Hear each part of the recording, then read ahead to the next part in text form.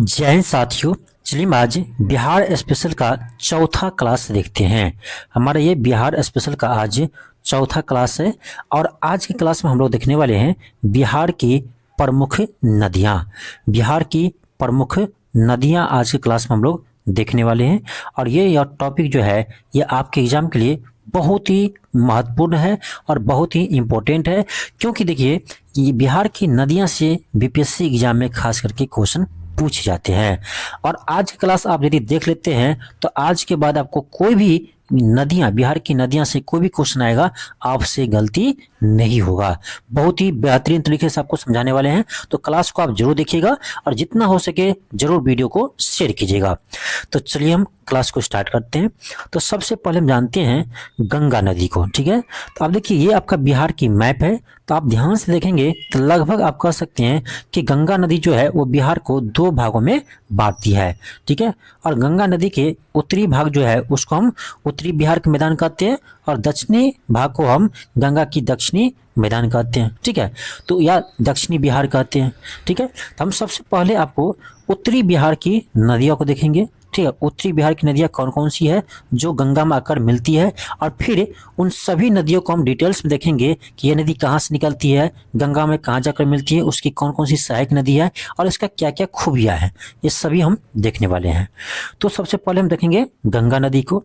देखिए गंगा नदी जो है वो आपका बिहार में जो है वो चौसा यानी बक्सर के चौसा नामक स्थान पर प्रवेश करती है। पहला प्रश्न, गंगा नदी जो है वो बिहार में बक्सर के चौसा नामक स्थान पर प्रवेश करती है और ये लगभग आपको बिहार को दो भागों में बांटती है। तो पहला प्रश्न बनेगा ये कि गंगा नदी जो है बिहार में कहाँ प्रवेश करती है, तो चौसा के पास यानी बक्सर के चौसा के पास, ठीक है, उसको ध्यान रखिए।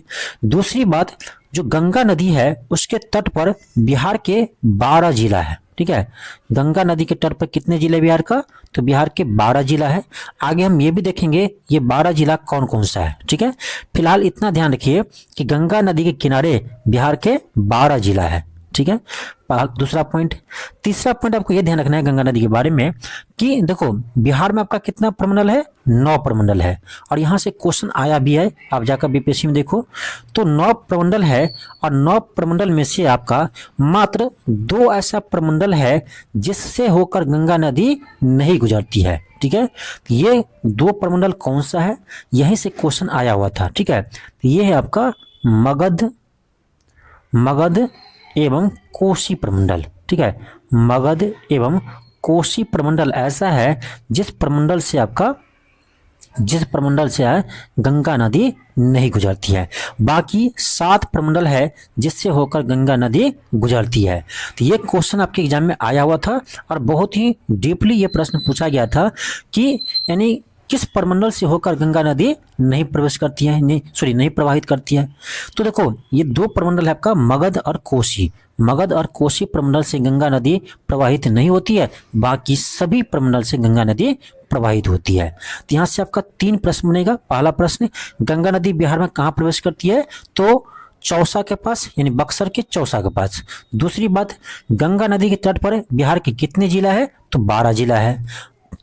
और तीसरा क्वेश्चन बनेगा कि बिहार के ऐसे कौन प्रमंडल है जिससे होकर गंगा नहीं बहती है, तो ऐसे 2 प्रमंडल है आपका मगध और कोसी, ठीक है, इसको याद रखिएगा। अब हम चलिए देखते हैं आपका यानी बिहार के उत्तरी मैदान की नदियां या गंगा की उत्तरी मैदान की नदियां देखेंगे, ठीक है। चलो इसको हम पहले देखते हैं। अब देखिए हम उत्तर भाग में देखते हैं गंगा का, तो देखो ये आपका है घाघरा नदी। सबसे पहले कौन सी नदी मिलती है गंगा में, घाघरा नदी। आप क्रम ध्यान रखिएगा, आप पश्चिम से पूर्व की ओर क्रम याद रखिए। आपके एग्जाम में पश्चिम से पूर्व पूछे या पूर्व से पश्चिम पूछे, एक साइड का क्रम याद रहेगा तो इसका विपरीत भी आप बना सकते हो। तो याद रखिए घाघरा, सबसे पहले आपका घाघरा नदी है जो गंगा में मिलती है जाकर के। घाघरा के बाद आपका गंडक है, गंडक के बाद बूढ़ी गंडक है, बूढ़ी गंडक के बाद आपका बागमती है और बागमती के बाद आपका कोसी नदी है, ठीक है। और कोसी का 2 सहायक नदी है आपका कमला नदी और बलान नदी, ये दोनों मिलकर के कहाँ मिलती है, तो कोसी मिलती है, ठीक है। तो कोसी आपका मिलती है, कोसी में 2 सहायक नदी मिलती है आपका कमला और बलान नदी। उसके बाद आपका है महानंदा। तो मेन नदियां जो है इसको ध्यान रखना है, घाघरा, गंडक, बूढ़ी गंडक, बागमती, कोसी और महानंदा। तो ये आपका बिहार के उत्तरी मैदान का नदी है जो गंगा में जाकर मिलती है, गंगा में जाकर मिलती है। तो इस नदी को इस क्रम में याद रखिए। चलिए फिर एक बार देखते हैं। घाघरा, गंडक, बूढ़ी गंडक, बागमती, कोसी, महानंदा। घाघरा, गंडक, बूढ़ी गंडक, बागमती, कोसी, महानंदा, याद रहेगा। तो ये आपका उत्तर बिहार का ये गंगा नदी, उत्तर बिहार का नदियां हैं जो गंगा में आकर मिलती है। ठीक है, तो इसको तो फिलहाल ऐसे याद रखिए, आगे हम पूरे डिटेल्स में पढ़ेंगे सभी नदी के बारे में, घाघरा, गंडक, बूढ़ी गंडक सभी के बारे में आगे हम डिटेल से पढ़ेंगे। तो ये हुआ आपका उत्तरी बिहार का नदियां। अब थोड़ा हम देख लेते हैं दक्षिण बिहार का भी। ठीक है, अब देखो दक्षिण बिहार की जो नदी है इसमें आपका है पहला कर्मनाशा। ठीक है, इसका भी क्रम ध्यान रखिए, आपका पश्चिम से पूर्व की ओर। ठीक है, कर्मनाशा है। कर्मनाशा जो है ना ये भी आपका चौसा के पास, बक्सर के चौसा के पास ही गंगा में मिलती है। ठीक है, उसके बाद आपका है सोन नदी। ठीक है, ये आपका सोन नदी है, कर्मनाशा, सोन। इसके बाद आपका है पुनपुन नदी। ठीक है, कर्मनाशा, सोन, उसके बाद क्या है पुनपुन नदी है, इसको हम लिख देते हैं। ठीक है, पुनपुन नदी है। तो कर्मनाशा, सोन, पुनपुन, उसके बाद आपका फाल्गु नदी है। ठीक है, फाल्गु नदी है। तो ये आपका कुछ महत्वपूर्ण नदी है जो आपका दक्षिण बिहार की है। तो कर्मनाशा, सोन, पुनपुन, फाल्गु नदी। ठीक है, और इसका भी इसी क्रम में आपको ध्यान रखना है, पश्चिम से पूर्व की ओर। ठीक है, इतना आपको ध्यान रखना है। अब चलिए हम अब सभी नदियों को हम डिटेल्स में पढ़ते हैं। ठीक है, सभी नदियों को हम डिटेल्स में जानते हैं। ठीक है, यहाँ से प्रश्न आते हैं, इसलिए ध्यान से पढ़िएगा। और आज का क्लास आप देखते हैं ना तो नदी वाले प्रश्न कभी भी आपको गलती नहीं होगा। दूसरी बात कि आप बिहार स्पेशल का कोई भी बुक लीजिए। ठीक है, किसी भी पब्लिकेशन का आप बिहार स्पेशल का बुक लीजिए, आपको हर बुक में कहीं ना कहीं आपको गलती मिलेगा या मिस्टेक मिलेगा, क्योंकि बहुत जगह यही गलती दिया है। जैसे आपका घाघरा नदी है, वो कहाँ आकर गंगा मिलती है, तो किसी बुक में कुछ और दिया है, किसी बुक में कुछ और दिया है, तो बहुत जगह आपको मिस्टेक मिलेगा। लेकिन जो हम नोट्स बनाए हैं वो बहुत सोर्स खोजने के बाद बनाए हैं, तो यहाँ पर आपको कोई भी मिस्टेक नहीं मिलेगा, कोई भी गलती नहीं मिलेगा। ठीक है, जो भी कंटेंट आपको बताएंगे यहाँ पर, जो भी आपको पॉइंट बताएंगे वो सारा सही है। तो जो आपको बताने वाले उसको आप आंख मूंद कर याद कर लीजिए, एक भी प्रश्न आपसे गलत नहीं होगा। ठीक है, यदि हमारा क्वेश्चन से यानी हमारा टॉपिक से किसी बुक से आपको ये मैच नहीं करता है कोई भी पॉइंट, तो आप उस बुक को गलत मानिएगा, मेरे नोट्स को नहीं मानिएगा, क्योंकि मैं बहुत ही बेहतरीन तरीके से पूरे खोज करके ये नोट्स बनाया हूँ। ठीक है, तो बहुत सारे बुक में गलती भी रहता है, तो ये मत समझ लेना कि मेरा ही गलती है। ठीक है, उस बुक में गलती है। ठीक है, तो आपको जैसे केबीसी नैनो बुक है, बहुत अच्छा बुक है, लेकिन उसमें भी गलती दिया है बहुत सारी चीज़। ठीक है, इसलिए बता रहा हूँ, क्योंकि आप जब पढ़ाएंगे ना तो आपको लगेगा सर हम तो ये पढ़े हैं। ठीक है, तो जो आप पढ़े हैं वो गलत होगा। ठीक है, तो चलिए ध्यान से देखेंगे हम। पहला है मेरा घाघरा नदी। ठीक है, घाघरा नदी, तो घाघरा नदी जो है इसका उत्पत्ति कहाँ से होता है, घाघरा नदी का उत्पत्ति कहाँ से होता है, तो गुरला मगहोता। ठीक है, गुरला मगहोता चोटी से होती है। ठीक है, जो आपका माप चोयुंग हिमनद नेपाल से निकलती है। थोड़ा सा नाम इसका अटपटांग है, फिर भी आप ध्यान रखिएगा। ठीक है, मापचो युंग हिमनद से निकलती है। ठीक है, मापचो चुंग हिमनद से निकलती है। और ये गंगा में कहाँ जाकर मिलती है, तो सारण छपरा में, सारण में जाकर गंगा में मिलती है। और इसकी बिहार में लंबाई है 83 किलोमीटर। और घाघरा का जो दूसरा नाम है सरयू है, जिसको यूपी में सरयू कहते हैं, और शारदा भी है। तो घाघरा का दूसरा नाम क्या है, सरयू नदी और शारदा नदी। ठीक है, उसी का नाम है घाघरा नदी का। ठीक है, और नेपाल में जो है ना घाघरा नदी को गोगरा नदी या कर्णाली नदी कहते हैं। ठीक है, नेपाल में घाघरा नदी को गोगरा नदी या कर्णाली नदी कहते हैं। ठीक है, तो ये जो घाघरा नदी का अन्य नाम है उसको ध्यान रखना, यूपी में सरयू, शारदा, नेपाल में गोगरा और कर्णाली नदी कहते हैं। ठीक है, और इसकी सहायक नदी आपका राप्ती, छोटी गंडक, शारदा, मेरी, सेती, ये सभी जो है वो आपका घाघरा नदी का क्या है, सहायक नदी है। घाघरा नदी का सहायक नदी है, इसको आपको ध्यान रखना है। ठीक है, तो घाघरा नदी से ये आपका कुछ महत्वपूर्ण फैक्ट है, इसको ध्यान रखना है, खास करके कहाँ से निकलती है और ये गंगा में कहाँ जाकर मिलती है। तो सारण छपरा आकर मिलती है कौन, घाघरा नदी गंगा में। ठीक है, और इसकी कुल लंबाई बिहार में 83 किलोमीटर है और इसको यूपी में सरयू और शारदा कहते हैं, नेपाल में गोगरा करनाली कहते हैं और इसकी सहायक नदी राप्ती, छोटी गंडक, शारदा, मेरी, सेती है। ठीक है, याद रहेगा, इतना आपको याद रखना है। और सबसे इम्पोर्टेंट बात कि ये जो घाघरा नदी है वो आपका बिहार और यूपी से सीमा लगाती है। ठीक है, बिहार और उत्तर प्रदेश से सीमा लगाती है। तो आपके एग्जाम में क्वेश्चन आते हैं कि कौन सी नदी है जो बिहार और यूपी से सीमा लगाती है, तो ये है आपका घाघरा नदी। ठीक है, आगे पढ़ेंगे और भी नदी है, जैसे गंडक नदी है, तो गंडक नदी भी आपका बिहार और यूपी से सीमा लगाती है। और एक नदी हम पढ़ेंगे दक्षिण बिहार में, ये आपका कर्मनाशा नदी, तो कर्मनाशा नदी भी आपका बिहार और यूपी से सीमा लगाती है। ठीक है, बिहार और यूपी से सीमा लगाती है। तो ऐसे 3 नदी है जो बिहार और यूपी से सीमा लगाती है। ठीक है, यानी कौन कौन सी नदी है, तो ये आपका घाघरा नदी, गंडक नदी और कर्मनाशा नदी। ठीक है, और कहा जाए तो थोड़ा सा आपका गंगा नदी भी हो जाएगा। ठीक है, थोड़ा सा आपका गंगा नदी भी हो जाएगा। इसीलिए क्वेश्चन जब बनेगा ना कि यूपी और बिहार से कितने नदी है जो सीमा लगाती है, तो ये है आपका 4 नदी। ठीक है, 4 नदी, तो उसको आप ध्यान रखिएगा, गंगा भी इसमें आ जाती है। ठीक है, ऐसे आपको याद रखने के लिए 3 नदी याद रखिए, घाघरा, गंडक, कर्मनाशा नदी, और थोड़ा सा सीमा आपका गंगा नदी भी लगाती है। ठीक है, तो उसको आप ध्यान रखिएगा। ठीक है, उसको आप ध्यान रखिएगा। यहाँ देख रहे हैं गंगा नदी कहाँ प्रवेश करती है, यहाँ चौसा के पास बक्सर में। ठीक है, यहाँ पर प्रवेश करती है। चलिए आगे देखते हैं, अगला नदी है हमारा गंडक नदी। अगला नदी है आपका गंडक नदी। देखिए गंडक नदी क्या है कि इसको उत्पत्ति होता है आपका मानग मोट से। ठीक है, मानग मोट से निकलती है और ये भी नेपाल से निकलती है। ठीक है, मानग मोट से निकलती है, कहाँ से, नेपाल से। और ये कहाँ है, तो ये आपका अन्नपूर्णा श्रेणी के पास है। ठीक है, नेपाल में जो आपका अन्नपूर्णा श्रेणी है उसी के पास है आपका अन्नपूर्णा श्रेणी, और उसी के अन्नपूर्णा श्रेणी के मानग मोट से निकलती है आपका गंडक नदी। ठीक है, और ये जो है ये संगम यानी गंगा में कहाँ मिलती है, तो पलेजा घाट सोनपुर के पास, पलेजा घाट सोनपुर के पास गंगा में मिल जाती है गंडक नदी। ठीक है, तो यहाँ से प्रश्न आपके एग्जाम में आते हैं। ठीक है, कि कौन सा नदी जो है गंगा में कहाँ जाकर मिलती है, यहाँ से प्रश्न आया हुआ है। जैसे गंगा नदी है कि गंगा नदी जो है वो बिहार में कहाँ प्रवेश करती है, तो कुर्सेला कहते हैं, चौसा बक्सर के पास। ठीक है, चौसा बक्सर के पास।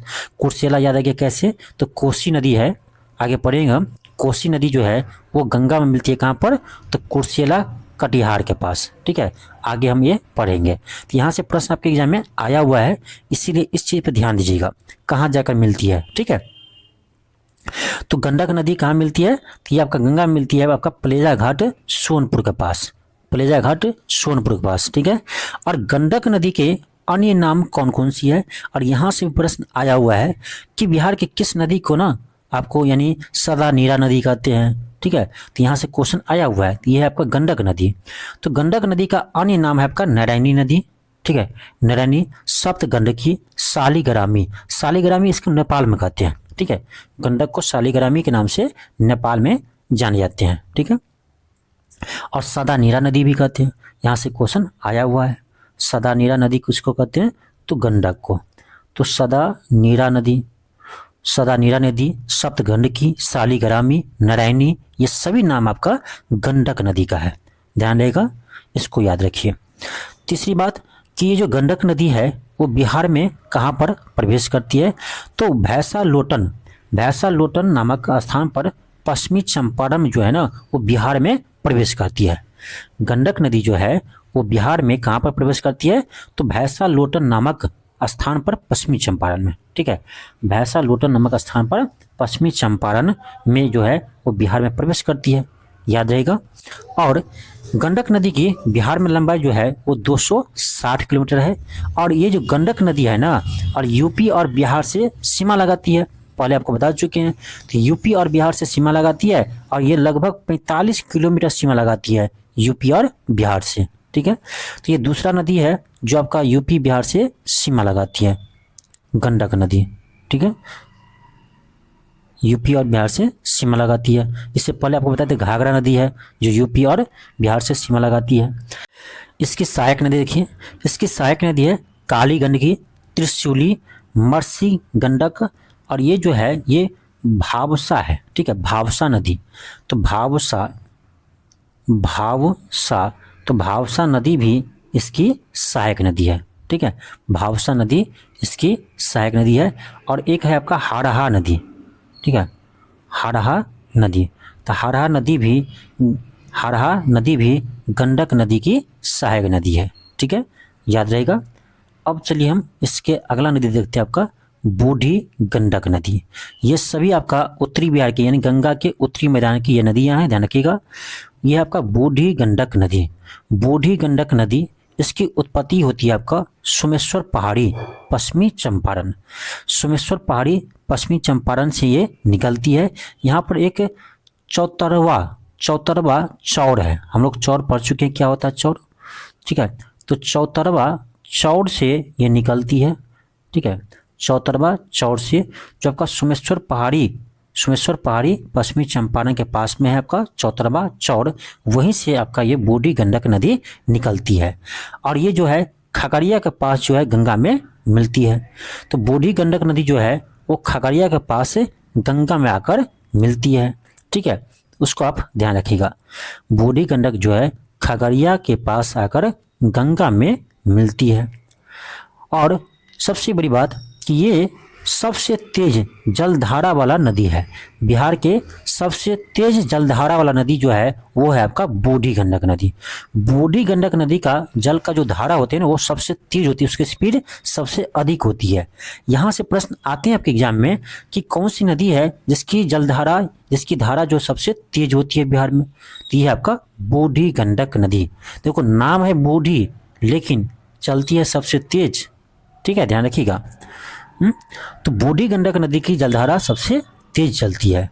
और इसकी दूसरी नाम है आपका सिकराना नदी। ठीक है, बूढ़ी गंडक की दूसरी नाम है सिकराना नदी। और इसकी कुछ सहायक नदियां हैं, जैसे आपका मसान नदी, बालोर, त्योर, घनौती। ठीक है, घनौती ध्यान रखिएगा, यहाँ से प्रश्न आते हैं घनौती। ठीक है, तो बूढ़ी गंडक की सहायक नदी है घनौती, त्योर, बालोर, मसान, ये सभी बूढ़ी गंडक की सहायक नदी है। अब चलिए अगला नदी देखते हैं। अगला आपका है बागमती। ठीक है, बागमती नदी की उत्पत्ति जो है वो महाभारत श्रेणी नेपाल से होती है। बागमती नदी की उत्पत्ति जो है महाभारत श्रेणी नेपाल से होती है। और यह कमला नदी में मिलकर कोसी में मिलती है। पहले कमला नदी मिलती है, उसके बाद ये जाकर कोसी में मिल जाती है बागमती नदी। और सीतामढ़ी के सुखतिया गांव, नाम ध्यान रखिए, सुखतिया गांव से प्रवेश करती है। कहाँ पर? बिहार में। ये बिहार में कहाँ प्रवेश करती है? आपको क्वेश्चन पूछा जाए कि बागमती नदी जो है वो बिहार में कहाँ प्रवेश करती है, तो सीतामढ़ी के सुखतिया गांव में। ठीक है, सीतामढ़ी के सुखतिया गांव से आपका ये बिहार में प्रवेश करती है बागमती नदी। ठीक है, और इसी बागमती नदी के तट पर नेपाल की राजधानी काठमांडू है। ठीक है, नेपाल की राजधानी काठमांडू जो है वह इसी बागमती नदी के तट पर है।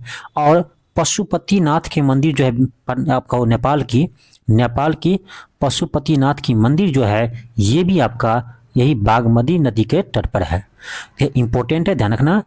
नेपाल की राजधानी काठमांडू बागमती नदी के तट पर है और पशुपतिनाथ की मंदिर भी आपका कहाँ पर है? बागमती नदी के तट पर है, ध्यान रहेगा। ठीक है, और इसकी सहायक नदी है आपका लाल बकिया, लखनदेई, मनोहरा। ठीक है, लखनदेई आपसे एग्जाम में पूछे जाते हैं, ध्यान रखना। लखनदेई से आपको याद होगा बागमती। तो बागमती की सहायक नदी कौन सी है? लखनदेई। ठीक है, लखनदेई, लाल बकिया और मनोहरा नदी, ये सभी आपका बागमती की सहायक नदी है। और अभी हम देखे थे कि कमला नदी जो है, कमला नदी में मिलती है कौन, बागमती नदी। इसका मतलब है कमला नदी भी इसकी सहायक नदी हो जाएगा। तो कमला नदी भी किसकी सहायक है, बागमती की। कमला नदी बागमती की सहायक नदी है। तो ये कुछ आपका इंपॉर्टेंट पॉइंट था जिसको आपको याद रखना है। ठीक है, चलिए आगे देखते हैं। अगला नदी क्या है हमारा, अगला नदी आपका कोसी नदी। इंपॉर्टेंट है, यहाँ से क्वेश्चन ज़्यादा आपके एग्जाम में आते हैं। बिहार का शोक नदी याद होगा, जो सबसे आसान क्वेश्चन है और जो सबको पता होता है, और ये बीपीएससी बहुत बार पूछ चुका है, बिहार का शोक नदी। ठीक है, तो आज हम समझेंगे बिहार का शोक नदी कोसी को क्यों कहते हैं। ठीक है, यहाँ देखो कोसी नदी है, तो कोसी नदी का उत्पत्ति जो होता है ना, ये नेपाल के गोसाई धाम से निकलती है। ठीक है, नेपाल के गोसाई धाम से ये निकलती है कोसी नदी। तो याद रखा गोसाई धाम। तो कोसी नदी की उत्पत्ति नेपाल के गोसाई धाम से होती है। और कोसी को हम सप्त कोशिकी भी कहते हैं। ठीक है, कोसी नदी को किस नाम से जानते हैं, सप्त कोशिकी। ठीक है, कोसी को हम क्या कहते हैं, सप्त कोशिकी कहते हैं। ठीक है, सप्त कोशिकी क्यों कहते हैं, क्योंकि ये 7 नदियों या 7 धाराओं से मिलकर बनी है। इन 7 धाराओं का नाम ध्यान रखिएगा, इंद्रावती, सनकोशी, ताम्रकोशी, लिच्छुकोशी, दुद्धकोशी, अरुणकोशी, तमाड़कोशी। ठीक है, यदि आपके क्वेश्चन आ जाएगा, ये क्वेश्चन यदि आ जाए तो आपको ये 7 जो जलधारा है उसको याद रखना पड़ेगा। इसीलिए कोसी को सप्त कोसी कहते हैं। 7 नदियों से मिलकर बना है या 7 जलधाराओं से मिलकर बना है आपका कोसी नदी।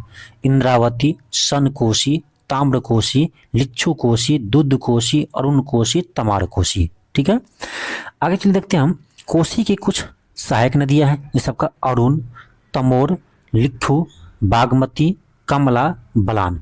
ये इंपॉर्टेंट है, ध्यान रखना। बागमती, कमला, बलान ये सब कोसी की सहायक नदी है। और कोसी की लंबाई पूछ जाते हैं, तो कोसी की लंबाई बिहार में 260 किलोमीटर है। कोसी की लंबाई बिहार में 260 किलोमीटर है और कुल लंबाई इसका 720 किलोमीटर है।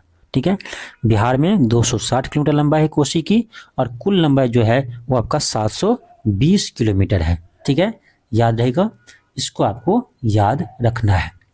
अब चलिए देखते हैं कि कोसी नदी को बिहार का शोक नदी क्यों कहते हैं।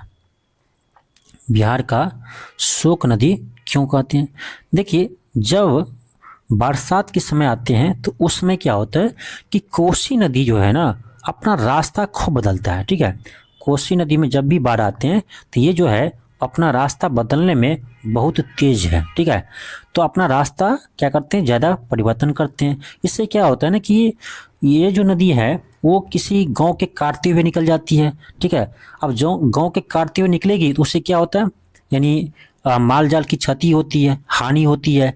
इसी कारण से इसे बिहार का शोक नदी कहते हैं, क्योंकि ज़्यादा इससे हानि पहुंचते हैं बिहार को। ठीक है, और बिहार के लोगों को, इसलिए इसे बिहार का शोक नदी कहते हैं। यानी वो नदी में बाढ़, कोसी नदी में बाढ़ आने से ना उस क्षेत्र में शोक के लहर आ जाते हैं, इसीलिए इसको शोक नदी कहते हैं। उस तरह से आप याद रख सकते हो। क्यों, क्योंकि ये अपना रास्ता बहुत बदलता है, रास्ता बदलता है तो उसमें बाढ़ ज़्यादा आते हैं, मिट्टी के कटाव ज़्यादा होते हैं, गांव इसमें दहला जाते हैं। आप देखे होंगे इस बार भी। ठीक है, इसीलिए इसे बिहार का शोक नदी कहते हैं हम कोसी नदी को। ठीक है, तो याद रहेगा। और सबसे ज़्यादा अपने रास्ता में परिवर्तन करने वाला नदी आपका कोसी नदी है, और इस यहाँ से भी क्वेश्चन आपके एग्जाम में आया हुआ है। ठीक है, याद हो गया। ठीक है, चलिए आगे बढ़ते हैं हम। और एक चीज़ और ध्यान रखिएगा, ये कोसी नदी जो है ना ये आपका उत्तर बिहार की सबसे लंबी नदी है। उत्तर बिहार में बात करें, उत्तर बिहार में तो सबसे लंबी नदी है आपका कोसी नदी। चलिए आगे देखते हैं हम। आगे है हमारा महानंदा नदी। ठीक है, महानंदा नदी। तो महानंदा नदी की उत्पत्ति होती है आपका दार्जिलिंग जिले के पहाड़ी से, पश्चिम बंगाल में। पश्चिम बंगाल के दार्जिलिंग जिले के पहाड़ी से उत्पत्ति होती है आपका महानंदा नदी, और इसका संगम होता है आपका पश्चिम बंगाल में, वो गंगा में मिल जाती है। और इसकी सहायक नदी आपका पानौर, नागर, बालासर। ठीक है, बस इतना ध्यान रखना, महानंदा से ज़्यादा क्वेश्चन आपके एग्जाम में नहीं आते हैं। ठीक है, तो यहाँ तक अभी तक हम जो देखें ये सभी आपका उत्तर बिहार की नदियाँ थी, यानी गंगा के उत्तरी मैदान की नदियाँ थी। ठीक है, गंगा के उत्तरी मैदान की ये नदियाँ थी। अब जो आपका अगला है वो सभी आपका है दक्षिण बिहार के। ठीक है, यानी गंगा के दक्षिणी मैदान की नदियाँ हैं। कर्मनाशा नदी, यानी गंगा के दक्षिणी मैदान की पहला नदी आप देख रहे हैं कौन, कर्मनाशा नदी। आपको याद होगा मैप पर, चलो एक बार मैप पर जाते हैं। मैप में देखिए, यहाँ देखिए ध्यान से, ये देखो ये आपका क्या है, कर्मनाशा नदी है। तो ये गंगा के दक्षिणी मैदान की पहली नदी है पश्चिम से। ठीक है, कर्मनाशा नदी। चलो इसको हम देखते हैं कर्मनाशा नदी को। कर्मनाशा नदी से एक क्वेश्चन ये बनता है कि इसे हम बिहार का ना अपवित्र नदी कहते हैं। सबसे अपवित्र नदी किसको कहते हैं बिहार के, तो कर्मनाशा नदी को।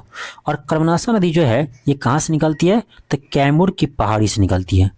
कर्मनाशा नदी कैमूर की पहाड़ी से निकलती है और इसे बिहार का अपवित्र नदी कहते हैं। ठीक है, क्योंकि नाम क्या है, कर्मनाशा, कर्म को नाश करने वाले। ठीक है, कर्मनाशा, कर्म को नाश करने वाले, और इसीलिए उसको हम क्या कहते हैं, बिहार का अपवित्र नदी। ठीक है, और ये कहाँ मिलती है, तो बक्सर चौसा के पास, बक्सर में आकर वो गंगा में मिल जाती है। और गंगा नदी भी बिहार में आपका यहीं चौसे के पास प्रवेश करती है। समझ रहे हैं, तो इस चीज़ को आप ध्यान रखिएगा। ठीक है, बस 2-3 पॉइंट ध्यान रखना। कर्मनाशा कहाँ से निकलती है, कैमूर की पहाड़ी से। कहाँ गंगा मिलती है, चौसा के पास, और इसे बिहार का अपवित्र नदी कहते हैं। चलिए अगला देखते हैं। अगला आपका है सोन नदी। यहाँ से भी क्वेश्चन बहुत बार आया है। सोन नदी की उत्पत्ति कहाँ से होते हैं, अमरकंटक पठार से होते हैं, एमपी से। अमरकंटक पठार से, यहाँ से क्वेश्चन तो आया ही था, लेकिन इस बार जो क्वेश्चन पूछा था, ये पूछा था कि सोन नदी की उत्पत्ति कहाँ से होती है। उसमें अमरकंटक आपका ऑप्शन नहीं दिया था, दे दिया था आपका मैकाल श्रेणी। ठीक है, तो ये भी ध्यान रखना है कि ये आपका मैकाल श्रेणी से निकलती है, अमरकंटक पठार से। ठीक है, मैकाल श्रेणी से निकलती है, अमरकंटक पठार से। कौन, सोन नदी, याद रहेगा। और इसका संगम यानी गंगा में कहाँ मिलती है, तो मनेर, पटना के मनेर के पास आकर गंगा में मिलती है। सोन नदी पटना के मनेर नामक स्थान पर आकर के गंगा में मिलती है, याद रहेगा। ठीक है, और इसकी सहायक नदी आपका रिहंद नदी, उत्तरी कोयल नदी और कन्हार नदी। रिहंद नदी, उत्तरी कोयल नदी, कन्हार नदी, ये सभी आपका सोन नदी का सहायक नदी है, याद रहेगा। और सोन नदी की बिहार में लंबाई 202 किलोमीटर है, 202 किलोमीटर है। और सबसे इम्पोर्टेंट, और ये दक्षिण बिहार की सबसे लंबी नदी है। बिहार में बात करें तो ये दक्षिण बिहार की सबसे लंबी नदी है सोन नदी। ठीक है, आपसे एग्जाम में आएगा क्वेश्चन कि दक्षिण बिहार की सबसे लंबी नदी कौन सी है, तो सोन नदी, याद रहेगा। ठीक है, चलिए आगे हम बढ़ेंगे। एक क्वेश्चन और आया था आपके एग्जाम में, देखे थे हम कहीं पर कि कोइलवर पुल, आपसे क्वेश्चन पूछा हुआ था कि कोइलवर पुल जो है वो किस नदी में बना है, तो इसी नदी बना है आपका सोन नदी पर। ठीक है, कोइलवर पुल जो है ना वो किस नदी बना हुआ है, तो ये आपका सोन नदी पर ही है। ये बहुत पुराना क्वेश्चन बीपीएससी एग्जाम में ही पूछा हुआ था। चलिए आगे देखते हैं हम। अगला नदी है आपका पुनपुन नदी। ठीक है, पुनपुन नदी। तो पुनपुन नदी के उत्पत्ति जो होते हैं ना, वो झारखंड के पलामू जिला से होते हैं, छोटा नागपुर पठार से। झारखंड के पलामू जिले के छोटा नागपुर पठार से निकलती है पुनपुन नदी। और ये जो है गंगा में कहाँ मिलती है, तो फतुहा के पास, पटना के फतुहा के पास आकर गंगा में मिलती है। और यहीं से क्वेश्चन बीपीएससी पूछा हुआ है। ठीक है, कि पुनपुन नदी जो है वो कहाँ जाकर मिलती है, गंगा नदी में कहाँ मिलती है, तो फतुहा के पास। ठीक है, और पुनपुन की सहायक नदी है आपका मोरहर, मादर, दरगाह और बिलारो। मोरहर, मादर, दरगाह और बिलारो, ये सभी पुनपुन की सहायक नदी है। चलिए आगे देखते हैं हम फाल्गु नदी। ठीक है, फाल्गु नदी की उत्पत्ति हजारीबाग के पठार से होते हैं। ठीक है, हजारीबाग के पठार से होते हैं। और ये संगम यानी गंगा में कहाँ मिलती है, तो पुनपुन नदी में मिलकर या गंगा में मिल जाती है। फाल्गु नदी जो है वो पहले पुनपुन नदी मिलती है, फिर जाकर गंगा मिलती है। और इसे पवित्र नदी कहा जाता है, क्योंकि वहीं पर आपको पिंडदान होते हैं, ठीक है। पिंडदान किए जाते हैं बिहार में, आप देखे होंगे फल्गु नदी में, ठीक है, और इसे पवित्र नदी माने जाते हैं। और गौतम बुद्ध कि ज्ञान की प्राप्ति इसी फल्गु नदी के तट पर हुआ था। अब कितना कहें सर, निर्जना नदी हुआ था, तो फल्गु नदी का ही दूसरा नाम है आपका निर्जना नदी, ठीक है। निर्जना नदी जो है इसी का दूसरा नाम है, फल्गु नदी का ही दूसरा नाम है आपका निर्जना नदी, ठीक है, ध्यान रखिएगा। अगला आपका है क्यूल नदी। क्या आपका अगला है क्यूल नदी। तो क्यूल नदी की उत्पत्ति छोटा नागपुर पठार से होती है, और ये जो गंगा में कहाँ मिलती है, इसकी संगम कहाँ होती है, तो सूर्यगढ़ा लखीसराय है। बस इतना ध्यान रखिए, क्यूल नदी की उत्पत्ति छोटा नागपुर पठार से होती है, और ये लखीसराय के सूर्यगढ़ा नामक स्थान पर गंगा में मिल जाती है। फिर आपका है इसके बगल में अजाय नदी। अजाय नदी देखिए, अजाय नदी की उत्पत्ति आपको बिहार से होती है, जमुई से, ठीक है। अजाय नदी की उत्पत्ति बिहार की जमुई से होती है। यदि आपसे पूछे पहाड़ का नाम, तो जमुई की चकाई पहाड़, चकाई की पहाड़ी से निकलती है, ठीक है, चकाई की पहाड़ी से निकलती है। जमुई की चकाई की पहाड़ी से निकलती है अजाय नदी, और ये पश्चिम बंगाल में जाकर गंगा में मिल जाती है। चलिए आगे देखते हैं हम। अब यहाँ देखेंगे हम इंपॉर्टेंट पॉइंट जो आपको हम पहले बता चुके हैं, फिर भी देख लेते हैं हम कि यूपी से सीमा लगाती है। तो देखो बिहार के ये आपका 3 नदी है, घाघरा, गंडक, कर्मनासा, और थोड़ा सा आपका गंगा नदी भी है, तो 3 नहीं 4 नदी है। जब आपसे क्वेश्चन पूछे ना कि यानी बिहार के कितनी नदियां हैं जो आपके यानी यूपी से सीमा लगाती है, तो ये 4 नदी है, 3 नहीं 4, घाघरा, गंडक, कर्मनासा और गंगा, ठीक है। थोड़ा सा गंगा भी सीमा लगाती है, तो घाघरा, गंडक, कर्मनासा याद रहेगा, इसको याद रखिए, यहाँ से प्रश्न आया हुआ है। देखिए हमारे नोट्स में ना ऐसा कोई भी पॉइंट नहीं है कि जहाँ से आपको क्वेश्चन एग्जाम में नहीं आया हो, ठीक है। हर एक पॉइंट को हम शामिल किए हुए हैं। ये जो नोट्स बना है ना, ये एक दिन में नोट्स नहीं बना हुआ है, ठीक है, इसमें 6 महीना लगा है नोट्स बनाने में, ठीक है। तो मेहनत बहुत किया गया है नोट्स बनाने के लिए, इसीलिए इतना अच्छा कंटेंट, वो भी आपको फ्री में पढ़ा रहे हैं, ठीक है। तो आप लोग क्लास नहीं करते हो, फ्री में पढ़ा रहे हैं, हम व्यूज देखते हैं तो मुझे मन नहीं करता ये क्लास करवाएं, लेकिन फिर भी कुछ स्टूडेंट का बहुत अच्छा कमेंट आता है, तो फिर कहते करवा देते हैं क्लास। क्योंकि देखो स्वाभाविक है, फ्री में करवाएंगे तो आप लोग देखिएगा तभी क्लास करवाएंगे। जब स्टूडेंट देखेगा नहीं, इतना अच्छा कंटेंट बनाए हुए हैं, फिर भी क्लास नहीं देखेंगे तो क्या फ़ायदा है पढ़ाने का। मैं भी दूसरी तरह कुछ भी पढ़ाऊँगा, फिर क्यों अच्छा कंटेंट पढ़ाऊँगा, समझ रहे हैं। तो अच्छा कंटेंट का इज्जत कीजिए, अच्छा कंटेंट का वैल्यू कीजिए, ठीक है। इतने मेहनत से नोट्स बनाए, फिर आपको समझा कर पढ़ा रहे हैं, फिर भी स्टूडेंट नहीं पढ़ रहा है, तो मन नहीं करता है क्लास करवाने का, ठीक है। तो ये आप पर डिपेंड करता है कि आप लोग वीडियो को कितना शेयर करते हो, ठीक है। तो अगला पॉइंट देखते हैं कि बिहार से बाहर गंगा में मिलती है, यानी कौन सी नदी है जो बिहार से बाहर आकर गंगा में मिलती है, तो ये है आपका महानंदा और अजाय नदी। महानंदा हम देखे थे कि पश्चिम बंगाल के दार्जिलिंग से निकलती है, और अजाय नदी भी देखे थे ये जमुई से निकलती है, लेकिन ये दोनों नदी जो है वो बिहार से बाहर जाकर गंगा में मिलती है, ठीक है। अब देखिए कितना इंपॉर्टेंट पॉइंट है, ऐसे ऐसे पॉइंट को हम शामिल किए हुए हैं। अब यहाँ है जलप्रपात, तो हम अगले क्लास में देखेंगे। इससे आगे हम थोड़ा सा एक पॉइंट देख लेते हैं, नदी के किनारे शहर बिहार के, यानी किस नदी के किनारे कौन सा शहर है उसको हम देख लेते हैं। यहाँ से प्रश्न आपके एग्जाम में आ सकते हैं। जैसे देखो ये दरभंगा है, तो दरभंगा जो है आपका बागमती नदी के तट पर है। फिर आपका छपरा, तो छपरा आपका सरयू नदी के तट पर है।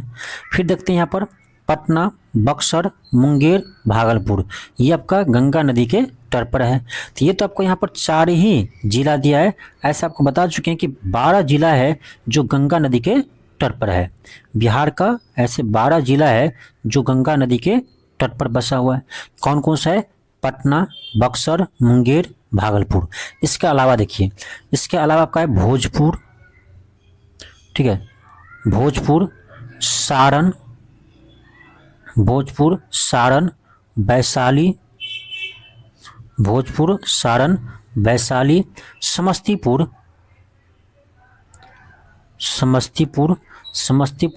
बेगूसराय, काउंट कीजिएगा कितना हो रहा है, बेगूसराय, खगड़िया, लखीसराय, बेगूसराय, खगड़िया, लखीसराय और कटिहार, तो ये आपका 12 जिला है जो गंगा नदी के तट पर स्थित है। हो सकता है आपके एग्जाम में प्रश्न ऐसा बन जाए जो टफ बना रहेगा कि निम्नलिखित में से कौन सी जिला है जो गंगा नदी के तट पर नहीं है या गंगा नदी के तट पर है। तो उस केस में आपको ये सभी आपको 12 जिला याद रखना होगा। फिर एक बार देख लेते हैं। पटना, बक्सर, मुंगेर, भागलपुर, भोजपुर, सारण, वैशाली, समस्तीपुर, बेगूसराय, लखीसराय, खगड़िया, लखीसराय, कटिहार, उसको आप याद रखिए। आगे देखते हैं। मोकामा, ये भी गंगा नदी के तट पर है। हाजीपुर गंडक नदी के तट पर है। हाजीपुर जो है वो गंडक नदी के तट पर है। सोनपुर, ये भी गंडक नदी के तट पर है। हम आपका है गया, तो फाल्गु नदी के तट पर है। फतुआ पुनपुन नदी के तट पर है। समस्तीपुर बूढ़ी गंडक के नदी के तट पर है। और मुजफ्फर, तो अभी हम देख रहे हैं समस्तीपुर जिला देखे थे, ठीक है। जिला पूछे तो गंगा नदी भी आएगा, समझ रहे हैं। लेकिन ये आपका शहर की बात करें समस्तीपुर, तो ये आपका बूढ़ी गंडक के तट पर है। फिर आपका मुजफ्फरपुर, तो ये भी आपका बूढ़ी गंडक के नदी के तट पर है। खगड़िया बूढ़ी गंडक नदी तट पर है। लखीसराय क्यूल नदी के तट पर है, ठीक है। लखीसराय जिला हम देखे थे जो गंगा नदी के तट पर है, या गंगा नदी जो है लखीसराय से होकर बहती है, ठीक है। ये ध्यान रखना। यहाँ शहर की बात करें लखीसराय किस नदी के तट पर प्रॉपर, तब होगा आपका क्यूल नदी, ठीक है। तो कोई भी चीज़ पढ़ते तो ध्यान से पढ़िए, ठीक है। तो ये था आपका बिहार की प्रमुख नदियाँ, ठीक है। अब अगले क्लास में हम लोग क्या देखने वाले हैं, हम लोग अगले क्लास में देखेंगे बिहार के महत्वपूर्ण जलप्रपात, ठीक है। जलप्रपात, जलकुंड, और उसके बाद देखेंगे हम यानी बिहार की आपका जो सिंचाई का साधन है उसको देखेंगे मैप के थ्रू, और बिहार की प्रमुख नहर या नदी परियोजना जो है वो सभी आपका अगले क्लास में होगा, ठीक है। देखिए इतने बेहतरीन तरीके से हम नोट्स बनाए हैं, आप लोग क्लास को शेयर नहीं करते हो, नहीं देखते हो, ठीक है। मुझे मन नहीं करता क्लास करवाने का, फिर भी देखते हैं आगे आप लोगों को रिस्पांस कैसे मिलता है, ठीक है। जैसे रिस्पांस मिलेगा वैसा ही क्लास को हम सोचेंगे आगे करवाने का, ठीक है। चलिए मिलते हैं नेक्स्ट क्लास में। थैंक यू, धन्यवाद।